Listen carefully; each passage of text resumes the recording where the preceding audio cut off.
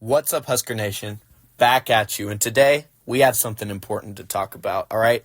The MVP, the best player on our team in the 2024 season, Ty Robinson, he's graduated, all right? He's off to the NFL. So it's time to replace him. But who the hell is going to do that? Let's figure it out today. Now, Ty has had a great career here in Nebraska, and he had a monster year this year, all right? 37 tackles, 4 passes batted down at the line of scrimmage, 7 sacks, and a forced fumble, all right? This guy was a menace, and if you watch the games, you know that these numbers don't tell the whole story. He was the game wrecker on the defensive line. He had to be game planned against by the opponent, all right? These are big shoes to fill. And the coaches, they've gone out in the transfer portal, and they've looked inward. And there's guys that can step up, but they have to step up, and they have to replace these production. Let's go into some of the guys that I think could have a chance to do it. All right, the number one candidate to be the next Ty Robinson, and this has come from Matt Rule's mouth himself, is Riley Van Poppel, the sophomore from Argyle, Texas. He is 6'5", 290 pounds. This man is a unit, all right? He redshirted this year because he's a true Husker, because he loves football and he knows what it means to be a developmental program. He took his red shirt this year, and he played in 4 games. And when he came in, he played great. He didn't light up the stat sheet, 3 total tackles and 1 TFL.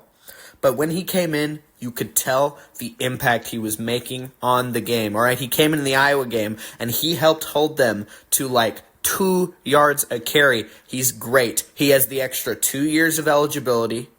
He's big. He's a run stopper. He gets through gaps, and he takes down guys in the backfield. This is my number one candidate to take those Ty Robinson snaps, and that's Riley Van Poppel. Watch out for Big 44. And who knows? This guy could be competing for a single-digit number come the spring. All right, the next guy that I see as a contributor on this interior defensive line is freshman Keona Davis, all right? This year, we had a little bit of a portal scare with him, but we got him back, and it's great that we got him back because the coaching staff loves this guy. All right, 6'5", 255 pounds. As a freshman, they said that he's come in more physically ready than most freshmen they've ever seen, all right? And he got the playing time to prove it. He got 10 tackles and 1.5 TFLs, and y'all remember in that bowl game, he came screaming off the edge to force an incompletion. This guy is a beast, and I see him eating up a lot of snaps. Maybe not directly over the center or in between the center and the guard, but I can see him lining up over the guard, all right, between the guard and the tackle. This guy is a beast. He is a game wrecker, and I see him getting lots of snaps this year. This next name might not be one that you've seen get thrown around a lot, but Dylan Parrott is a name to watch, all right? When Ty Robinson was asked who in his position group was standing out in those developmental bowl practices, he named Parrott by name. He said he's going to be a big part of this defensive line.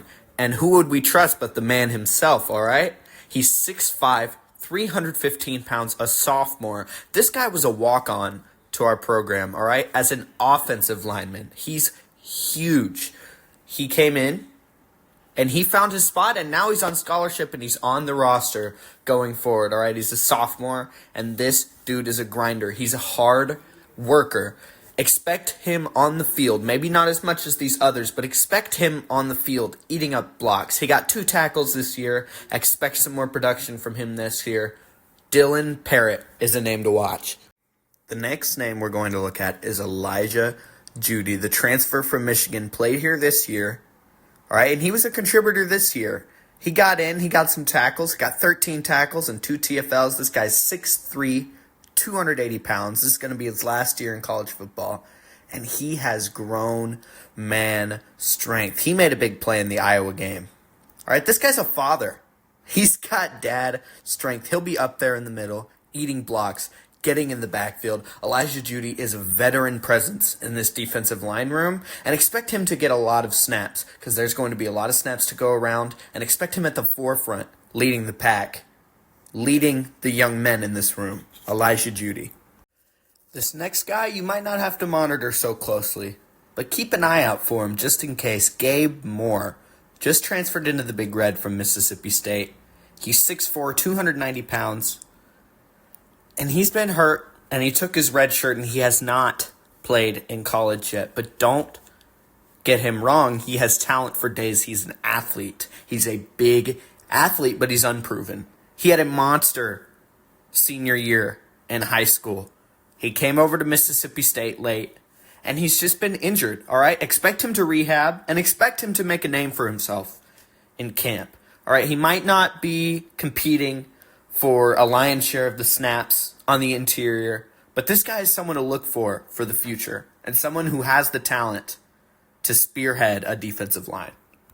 Some other names that you could throw into that conversation: the 5-star transfer from Mizzou, Williams Nwaneri. He's listed as an edge, but he's 6'6", 260, 270 pounds. He won't necessarily play on the interior, but he's not necessarily going to be a true edge player either. Watch out for Nwaneri this year.